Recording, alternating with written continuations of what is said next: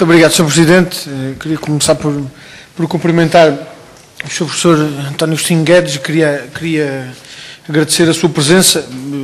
sendo certo que podemos questionar na eficácia deste mecanismo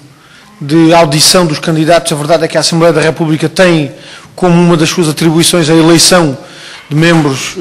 de órgãos externos à Assembleia da República, entre os quais se incluem os Centros Judiciários, e, portanto, obviamente que para que essa eleição possa ser minimamente justificada ou sustentada, tem que, pelo menos, se encontrar um espaço para que possa haver uma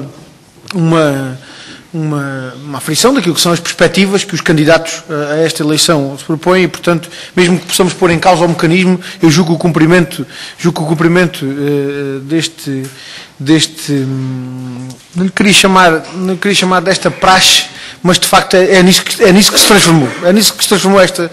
tipo de audições, lamentavelmente, julgo eu, mas foi nisso que se transformou este tipo de audições e, portanto, também queria romper aqui um pouco a praxe, digamos, quase de uma entronização de candidatos pré-eleitos, ou que à partida estão, cujo sucesso está garantido na eleição em causa, e, portanto, queria colocar-lhe algumas questões que julgo que são pertinentes. Aliás, algumas das questões que gostaria de colocar já foram anteriormente colocadas e, portanto, a essas vou poupar-me, mas queria colocar-lhe ainda duas ou três questões. Uma que julgo que é particularmente significativa e que tem que ver com o papel do SEJ na avaliação da justiça portuguesa. Isto é, o SEJ é a instituição que tem a seu cargo a formação dos magistrados. Formação inicial, formação contínua, e infelizmente nós em Portugal temos uma concepção, ou pelo menos o anátema para que o termo avaliação foi conduzido é o de uma avaliação que tem como objetivo classificar alguém e dali retirar consequências do ponto de vista ou da progressão na carreira ou do ponto de vista do seu nível salarial, haver alguma punição ou alguma promoção e, portanto, infelizmente, o termo da avaliação e o tema da avaliação foi digamos assim, colocado neste espartilho e não é essa a perspectiva que eu queria dar da avaliação da justiça portuguesa. Tem que ver com o seguinte: sendo o SEJ a instituição que tem a seu cargo a formação dos magistrados, o SEJ tem obrigatoriamente que fazer uma avaliação daquilo que vão ser das condições concretas em que os magistrados exercem as suas funções, com uma perspectiva de identificação de insuficiências, de deficiências, de erros na prática judicial, com vista à sua sanação. E, portanto, desse ponto de vista, que papel é que acha que o SEJ pode ou deve assumir na avaliação daquilo que é do funcionamento da justiça portuguesa e do contributo que pode dar para ultrapassar essas deficiências ou essas insuficiências? Certamente, como professor de Direito, terá uma perspectiva, terá já uma perspectiva daquilo que podem ser algumas sinergias e algumas potencialidades de um estreitamento ou de um aprofundamento da ligação entre o SEJ e as instituições que têm a seu cargo a formação de juristas, né, e as faculdades de Direito, mas obviamente que esta relação se coloca num outro patamar, com os próprios órgãos de gestão do juízo e do Ministério Público, com os conselhos superiores, e, portanto, gostava de saber qual é a perspectiva que tem, a opinião que tem sobre o papel que o SEJ deve cumprir neste plano. Deve cumprir ou não, sem entender que o SEJ não deve cumprir qualquer tipo de papel nessa dimensão. Obviamente que gostava também de ouvir a sua opinião sobre isso e que nos pudesse deixar aqui alguma informação sobre isso. Uma outra questão tem que ver com um aspecto mais concreto da formação dos magistrados e que tem que ver com uma discussão de paradigma, digamos assim, que é colocado na formação dos magistrados e que há uns anos atrás tivemos a oportunidade de discutir quando a última alteração da lei de acesso ao SEJ e que tem que ver com a formação base dos magistrados e que acaba por se ligar também de alguma forma à especialização dos magistrados, quer dizer, porque nós acabamos por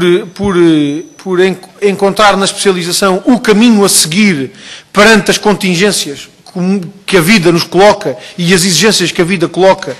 aos magistrados como a solução para dar resposta à complexificação da vida e de muitos aspectos em concreto da vida que são trazidos aos tribunais, mas, no entanto, sem que nunca tivessem sido devidamente potenciados e aproveitados os mecanismos de assessoramento dos juízes que estão hoje previstos, que já hoje estão previstos na Lei Orgânica de Funcionamento dos Tribunais Judiciais e que nunca foram postos em prática. Ou seja, nós somos confrontados com leituras da realidade que apontam para uma avaliação negativa daquilo que é a formação genérica dos magistrados, como sendo insuficiente e incapaz de corresponder à complexificação da vida e da intervenção jurisdicional, da atividade jurisdicional, e, portanto, isto encaminha-nos para um raciocínio segundo o qual a especialização é a única saída, é a única solução para corresponder a estas exigências. No entanto, há uma série de potencialidades que não foram aproveitadas. E isto depois coloca um problema num outro patamar, e era sobre isso que gostava de o ouvir, e que tem a ver com a formação inicial dos juízes. Ou melhor, com as habilitações exigidas, a formação exigida como requisito de acesso ao SEJ. Queria saber a sua opinião sobre a exigência de uma formação inicial em Direito, dando de barato que possa ser licenciatura ou mestrado em Direito, consoante a perspectiva que se coloca em relação à formação jurídica pós-processo de Bolonha. Mas, portanto, concretizando a questão, em seu entender, é ou não decisiva uma formação inicial em Direito para um futuro magistrado? É ou não decisiva essa formação no quadro, particularmente no quadro em que se coloca a necessidade de especialização dos magistrados? E, portanto, se é ou não aceitável a perspectiva de termos juízes sem qualquer formação em Direito, especializados em matérias que não têm rigorosamente nada a ver com a formação jurídica e que possam ser eles próprios assessorados por juristas, ou se pelo contrário, é indispensável uma formação base em Direito que eventualmente possa ser complementada com uma especialização noutras áreas em função daquilo que depois é a atuação concreta daquele magistrado, ou lançando mão dos tais recursos de assessoria que infelizmente não continuam sem sair do papel da Lei Orgânica de Funcionamento dos Tribunais Judiciais e que, por muitas virtuosidades que possam apresentar,